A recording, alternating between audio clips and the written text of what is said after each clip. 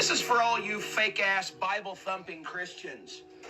Jesus, Yeshua, was black. He did not look like me. This is not white. This is peach. It is a shade of brown. Jesus had hair like wool and feet bronze, dark bronze. So the Creator's divine bloodline on planet Earth started off as a person of color. So when your religion lets you be a racist piece of dookie, you are being prejudiced against God's first divine creation, first divine bloodline. You know, let's talk about God's first divine creation, which was Adam. Right? This guy must be some type of Marxist, liberal nut job who just follows the crowd, it seems to be. But God's first man, Adam, right, was able to show blood in the face. The name Adam comes from the word Adumah, right? He was created of the dust of the ground. The word Adumah is where we get the name Adam. Jesus was the son of man, or the son of Adam. Adam, who was able to show blood in the face, right? Strong's 119, able to show blood in the face. White people are able to show blood in the face. So this ideology that all people stem from black folk, right, is absolutely ridiculous and is more of Darwinian evolution, right? That's where this doctrine comes from, right? It's Darwinian evolution, that all people, as if black people came out of Africa and turned to Swedes with different bone structures, different hair textures, right? Adam was able to show blood in the face. That's why I argue there was a pre-creation of non-Adamites, right? Because Jesus was the son of Adam, the son of man, who was able to show blood in the face. Now, looking at Revelation, he says, Jesus, his hair was wool. His hair was like wool. He doesn't know how to read, and neither do these black wannabe Hebrew Israelites. The Bible says his hair was white like wool. Like meaning similar to the word before. In color, his hair was white like wool. Then the Bible says his feet burned as brass, as if they burned in a furnace. Well, look at this photo here. Brass in a furnace burns white. Now, also, if you want to say his feet was bronze, black bronze, let's look at black feet and bronze. They don't look similar whatsoever. It's a ridiculous argument. Now, in the following verse, it says that Christ, his face shined like the sun in its strength.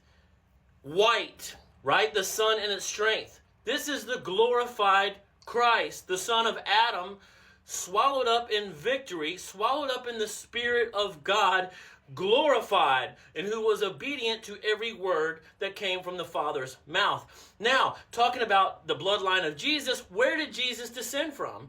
He descended from Isaac. The Bible says, in Isaac thy seed shall be called. Isaac and Rebekah was a Syrian. Genesis 25 verse 20, Deuteronomy 26 verse 5. Today there are modern day Syrians with blonde hair, blue eyes, and their DNA is linked to the Caucasus Mountains, the ancient Levant, and Mesopotamia, where we also find blue-eyed Sumerian statues. Right? Rebekah, her brother's name was Laban. Right? Laban means white. Right? Laban told Jacob, you are flesh of my flesh, blood of my blood. Now Adam, who is able to show blood in the face, right? As you can see here, I'm able to show blood in the face. That's hemoglobin. Hemoglobin, right? We are able to show blood in the face. Unlike the darker racers who cannot show blood in the face, who cannot blush, Ezra 9 verse 6. But Laban was white. Rebekah's brother was white. Jacob was able to wax pale. Isaiah 29 verse 22. White people, when we become frightened, shocked, or ashamed, our blood vessels restrict. Right? Our blood vessels restrict and we turn pale, paler, right? We wax pale, like Jacob waxed pale. when it's cold outside, when it's freezing outside, what happens is our blood vessels widen, and they send blood to our cheeks to be rosy, right? And it's an effect to help from damaged tissue. So anyway, this idea, we have King Solomon, who was white and ruddy. In a dream, he's being described as white and ruddy. Song of Solomon, chapter 5, verse 10.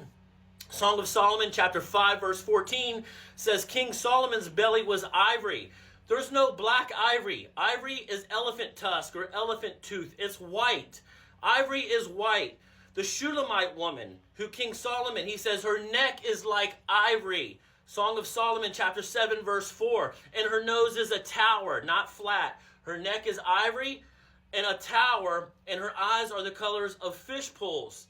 If you Google the fish pools of Heshbon, fish pools are either green or blue. We read in the Dead Sea Scrolls that Sarah was beautiful because of her whiteness, right? We read that the Nazarites were purer than milk, right? Whiter than snow and ruddy in body, right? And they were like sapphire. You can argue the veins in your arm are like sapphires, right?